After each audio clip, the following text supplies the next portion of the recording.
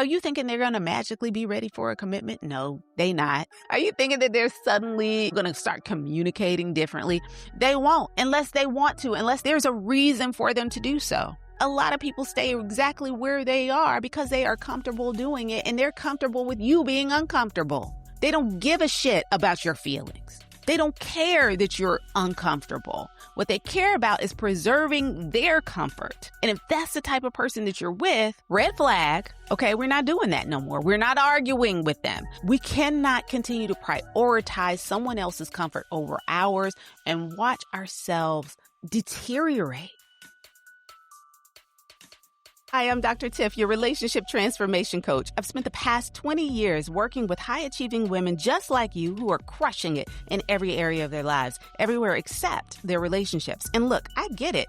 Finding the one ain't easy, and relationships are hard. But you know what's even harder? Cycling through the bad ones, or worse, staying in relationships when you already know they're not a good fit. You want a relationship of ease, uncomplicated, someone to love you down. But instead, you've been suffering through bad dates, sexual incompatibility, and someone who might be good for somebody, but not for you. And if we're really being honest, you know that deep down, the work that really needs to be done starts and ends with you. If you're done wasting time in dead-end relationships and sick of looking for, chasing after, or trying to convince somebody to be the one, and you're ready to become the one, then baby, you're in the right place. So prop your feet and let's clink glasses, because I'm giving you the tea and the tips to fix your relationships. Let's go.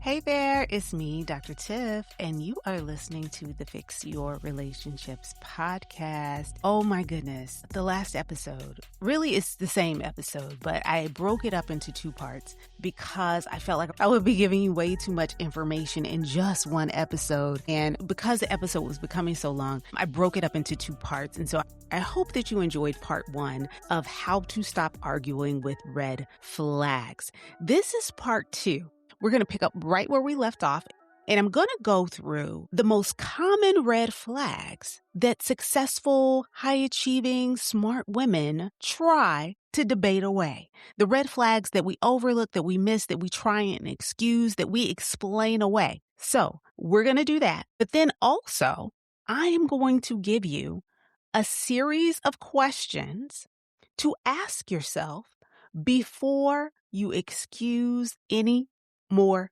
red flags. We are done with that in 2026, and you are going to especially be done after you listen to this episode. So here we are, part two of how to stop arguing with red flags. So I'm going to tell you the three most common red flags that I see folks arguing with.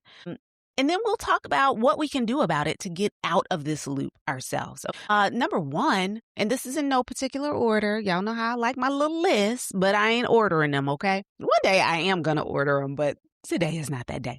All right. Here are the three really big red flags that I see consistently with women that I work with. These are so common in a lot of people. I want to see how common they are with you. The first red flag that is flagging is I'm not ready for a relationship. When your partner says, I am not ready for a relationship, while simultaneously doing relationship things. You know exactly what I'm talking about here. They say they're not ready for a relationship, yet and still, y'all talking every day, y'all sleeping together, you met their family, you met their bestie, you act like a couple. Like I said earlier, you're doing couple things, but there's no commitment. The red flag is not that they're honest about not being ready for a relationship. That actually might be true. Okay. The red flag is actually the red flag is that you stay anyway, hoping their performance will change, hoping your performance will change their mind. The red flag is you staying in a situation where somebody is talking out of both sides of their neck. They're telling you one thing and doing another. They're not consistent. And you're staying anyway, okay? That is the red flag that you're ignoring. And the red flag, and I got to say it out loud. The red flag in that situation isn't them. It's you, babes. It's you. All right, the number two big red flag that we see in a lot of high-achieving women is inconsistent communication and effort. Some days they're all in. Some days they are on it. They're texting, they're calling, they're doing sweet things. They're sending you a gift. They're taking you out. They're showing you off. They're super into you, looking you deep in your eyes, saying the things that you want them to say. And other days, it's crickets. It's dry, okay? Vague. I don't know what time I'm getting off. I don't know what I'm doing this weekend. I'll let you know, okay?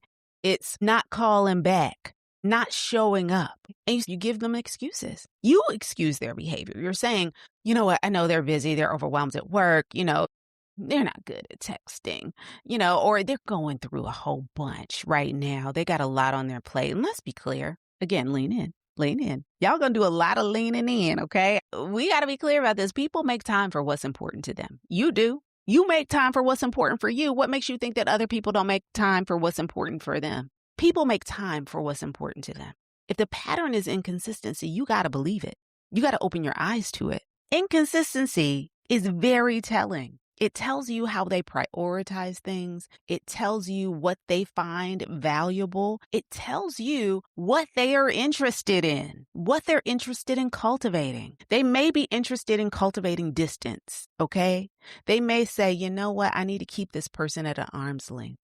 And so I'm going to reel them in and then I'm going to push them away. I'm going to reel them in and I'm going to push them back. I'm going to reel them in and I'm going to go silent. That's what they're doing. They're being inconsistent. If that's not what you want, you got to do something different. The next red flag that we argue with, right, is dishonesty.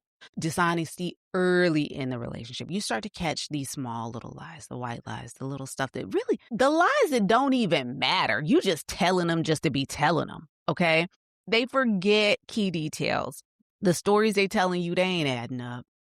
It don't even make no sense. They get really defensive when you start to ask like reasonable questions like, so what'd you do last night? Reasonable question, right? But when they start saying, well, I was working late and then I, had to go to the grocery store. And then after the grocery store, I just decided to go over to, my homeboy's house and just, kick it for a while. When that don't make no sense, because earlier in the day, you told me you was getting off at 5 and that your homeboy was out of town and that you just went grocery shopping 2 days ago. Like, we as women, we have a log. We remember things. We remember things that don't need to be remembered. Okay. And so when stuff starts not adding up and people are telling you small lies of things that really you may not even really care about or don't really make sense, you got to clock it. You have to clock it. And instead of taking those small little lies as data, we say things like, well, nobody's perfect. Everybody tells a lie every now and then. I don't want to be too hard on them, right? They must have a reason for telling me this. You're telling yourself these things. And all the while, you slowly chip away at your own trust in yourself. You're not now you're not trusting yourself to pick a person who is emotionally available, who's ready to commit, who is interested in a relationship with you, who does and says consistent things, who wants to be with you. If you recognize yourself in any of these, I want you to stay with me, because this is not about blame. It's about identifying, naming, and disrupting the patterns that you've been enthralled in. We're going to move from just naming those red flags right now to interrupting that pattern. Go ahead and grab a piece of paper and a pen, a journal, if you can. If you're driving, just listen and come back to this later, because you're going to want to write this down so that we can all be on the same page and we can all stop arguing with these red flags. Okay.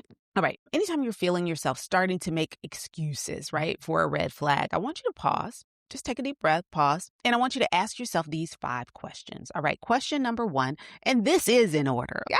We have an order here. All right. So first question. If my best friend told me this story, what would I tell her? All right. I want you to take yourself out of it. If your bestie, your homegirl said, you know what, he told me he's not ready for a relationship, but he wants all the benefits, would you tell her to hang in there? Would you tell her to believe him? Would you tell her, like, girl, it's going to be all right. He'll get there eventually. Is that what you would say? 9 times out of 10, what you tell your friend is exactly what you need to hear yourself. Sometimes we just have to take ourselves out of the situation to see it more clearly. And it's as simple as that. That's the hack. Okay. What would you tell your homegirl? And better yet, what would your friend tell you to do? And that friend in my head is always OG Wendy Williams. What would Wendy do? Okay. What would Wendy do? What would Wendy say about this situation if I told her? So think about that. And if you can't think of a good friend, what your friend would tell you to do, or what you would tell your good girlfriend to do, what would Wendy say do, boo? What would Wendy say? Okay. That's my hack for the day. Thank you very much. All right. Question number 2. The next thing you want to ask yourself is, what is this costing me right now? Not what could happen one day, but right now. What is it costing me right now? Not the stuff that could happen if they actually lived it out, walked it out, did what they said it was going to do. But what is this costing me right now? Is it costing me sleep? Am I rolling over every night trying to figure out how to make this person do what they say they're going to do? Is it costing me my peace? Am I struggling? Am I sad? Am I unhappy? Am I exhausted trying to work so hard to keep this relationship together? Is it costing me my confidence? Am I seeing myself second guessing myself? Because she don't second guess herself. She's a baddie, okay? She's smart. She's important. She's intelligent. Am I starting to second guess myself because of what this person is putting me through? Okay. Is it costing you time that you can't get back? Do you realize who I am, okay, and who I could be partnered with? Because right now I'm sitting here wasting my time with someone who does not want the things that I want. I want you to literally list the costs that you are experiencing on that paper. Your brain loves to minimize when your heart is attached. It doesn't want to put it all in perspective, but you are costing your heart so much by staying in these types of situations. Putting it in black and white brings you back to reality and makes these things crystal clear. Write down the cost as number 2. All right, question number 3. If nothing changes within the next year, if everything stays the same, am I willing to live with this going forward? Because if you're going to do it for the rest of the year, right? We're still at the top of the year. We're in January. If you're going to do this, if this is what we're doing, all right, then if I can do it for a full year, I'm going to do it another year. Are you willing to do that? Are you? Can you live with the potential that they have that they refuse to actualize? Can you live with what they're showing you today? Would you be okay still having the same argument next year? Would you be okay still feeling anxious like you do right now? Would you still be okay not having the commitment you say you want, you know you need, and deserve? If the honest answer is no, that's your answer. You do not need another sign. Stop waiting on another sign to do what you already know you need to do. All right? Question number 4. I'm going to move on because I feel like, I'm doing a little too much today. Got a little too much dip on my chip. All right, number 4, what am I hoping my hustle will change? What am I hoping that all this hustle, all this I'm doing, all this back and forth and back, what am I hoping this hustle is going to do? This is a big one, okay? You got to ask yourself, what am I secretly hoping my overgiving, my over-understanding, my over-functioning, my overstaying, my proving, my shrinking, what am I secretly hoping all of that is going to change in this person? What is it that I want them to do? And what I need you to realize here is you cannot change anybody. This is the sole reason, okay, that I created the One Within, the reason I created Become the One, the reason why I'm doing what I'm doing, because I want you to realize that you are the one that has to make the change. We cannot sit around waiting on nobody else to change. That is their choice. We can't make nobody else change. It's their choice. It is within their power, not ours, okay? Doing the most, all the mental double dutch and all the things you are doing, the overfunctioning, overperforming, all of that is not going to get them to change. They change because they want to, because they have the desire to, because they've made proper changes in order to be the person that they want to be, whether that's for you or not. You are not going to be able to do that. And so rather than focusing your energy and attention and your time on changing them, guess what we're doing, sis? We're changing ourselves. And so the question, what am I secretly hoping that my overgiving, over-understanding, overstaying, overfunctioning, proving, shrinking, all of that, what am I secretly hoping will change about this person when I do all of that? Are you thinking they're going to magically be ready for a commitment? No, they not. Are you thinking that they're suddenly going to start communicating differently? They won't, unless they want to, unless they see that they need to, if there's a reason for them to do so. A lot of people stay exactly where they are because they are comfortable doing it, and they're comfortable with you being uncomfortable. They don't give a shit about your feelings. They don't care that you're uncomfortable. What they care about is preserving their comfort. And if that's the type of person that you're with, red flag, okay, we're not doing that no more. We're not arguing with them. We're going to let them sit right where they are while we go do what makes us more comfortable. We cannot continue to prioritize someone else's comfort over ours and watch ourselves just shrink and deteriorate. Are you thinking that they're going to grow up somehow and heal without doing any work? You know that's not possible. People don't grow up and heal and get out of patterns without putting in the work. If they are showing you that they are not capable or do not want to or aren't interested in any of this work, then you will be doing it for years and years to come and bumping your head against a brick wall. And here's the real question. Have they shown you any evidence that they are truly working to change themselves? What evidence do you have that they're really working on being better, doing better, stopping the gaslighting, stopping the lying, stop manipulating, stop having you do all the emotional heavy lifting? What evidence do you have that they are truly working to stop all of that foolishness? If you don't have any, evidence, if the answer is no, then your hustle is not love. It is bargaining, sweetie. You are bargaining with them. What you are doing is presenting a bargaining chip. I will do this if you will do that. I will do more so you can continue to do less, in hopes that one day you'll see all this effort I'm pouring in, and then you'll recognize the error of your ways and you'll come over to the other side and you'll stop doing those things. I'm just going to keep trucking along. All right. Question number 5. And then we're going to be out because, honey, I've given y'all a lot today. All right. If I truly believe that I am the one, okay, what would I do next? Okay. If I truly believe I'm as bad as I say I am, okay, I'm as smart, I'm as intelligent, I am as lovable and loving and deserving of love, worthy of it, okay? What would I do next? If you truly believe you are worthy of consistency, of honesty, of their emotional presence, okay? If you're deserving of a reciprocal effort in your relationship, what are you going to do? What would you do next? Okay? If you believe that truly in your heart of hearts, what are you going to do next? I'm going to tell you what you're going to do. Listening? Okay? This is another time I'll tell you, lean in. If you believe that in your heart, I'm going to tell you what you're going to do. Now, first of all, let me tell you what you're not going to do. You're not going to do what's comfortable. Okay? You're not going to do what's familiar. That's what we're not doing. Okay? Because what aligns with the woman that you are trying to become, the woman who is the one? What aligns with that? Sometimes it's going to be that, you know what? If I believe that I'm the one, that's deserving and worthy of all of the consistency, of the honesty, of the, emotional reciprocity and presence and all of that stuff. If I believe that, guess what I'm going to do? I'm going to have a clear, honest conversation with somebody. Okay. And sometimes I'm going to pull my energy back when I realize I'm doing too much and they're doing way too little. Okay. And sometimes it's going to be that I walk away. I'm just going to have to leave it right where it is because it's too much. I'm not doing it. But you deserve to answer from worth and not from fear. You deserve to walk into a relationship and experience your worth, not fear.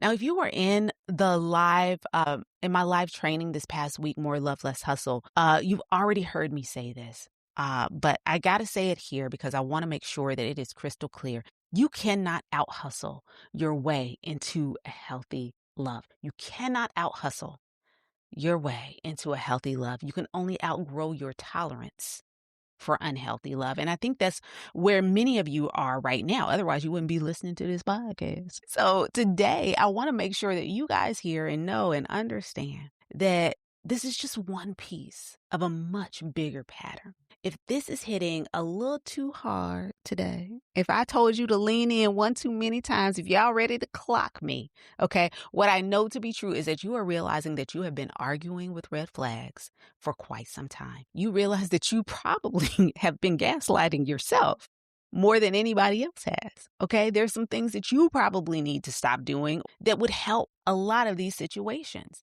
You might be realizing also that, you know what, I've been working way harder for love than I do at my 9 to 5, especially if that job didn't value me, okay? Wasn't paying me what I deserved. I'm out. I would be out. Yet and still, I'm hanging around here doing this foolishness. If any of this stuff starts to ring true for you, if it feels right, if it feels like, yep, that's me, sis, stop calling me out, okay? Then I want to personally invite you to come sit with me live at More Love, Less Hustle. This is my free 1 hour working lunch where we go deeper. We go deep, deep, deep into the stuff that we talked about today, okay?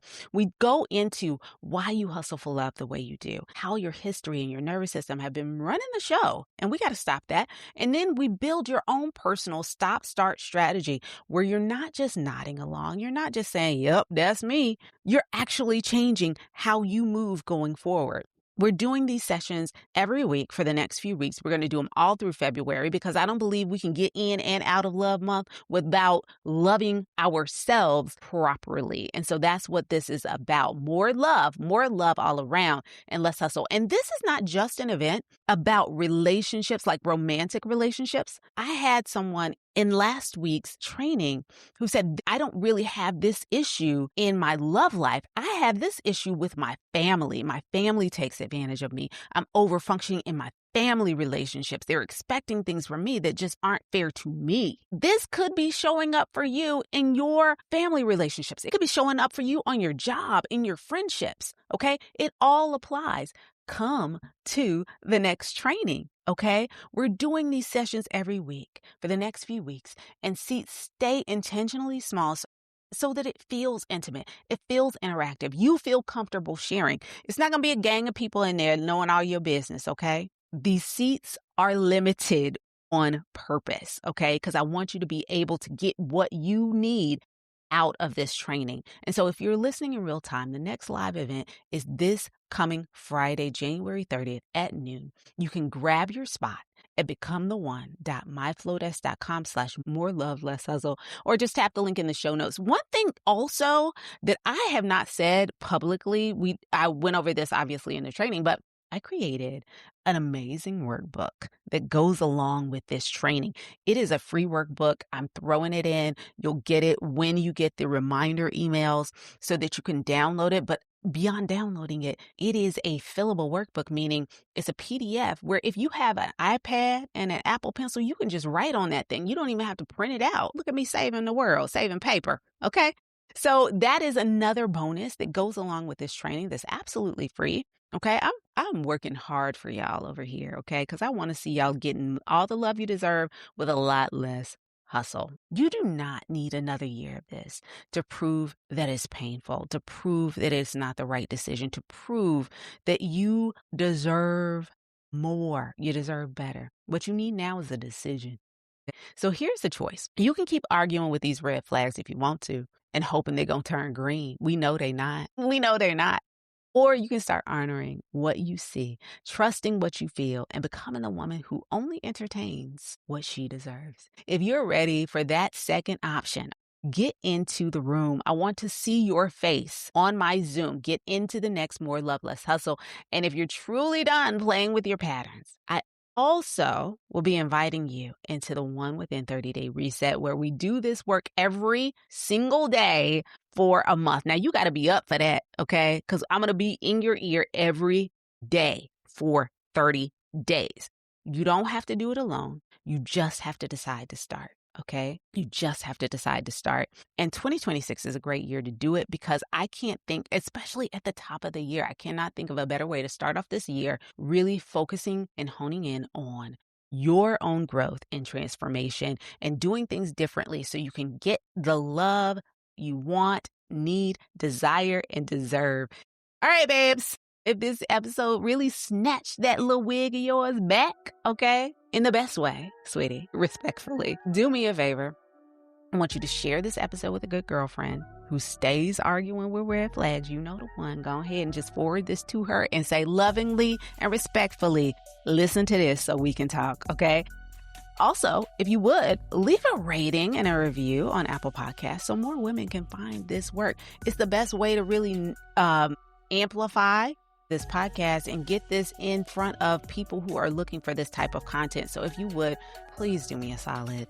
Give your girl a rating, a review, and just share it, okay? And also, most importantly, don't forget to sign up for More Love, Less Hustle. The next session is this Friday, and we have some more dates opening up for February, all right? You can sign up at becomethone.myflowdesk.com/More Love, Less Hustle. All right.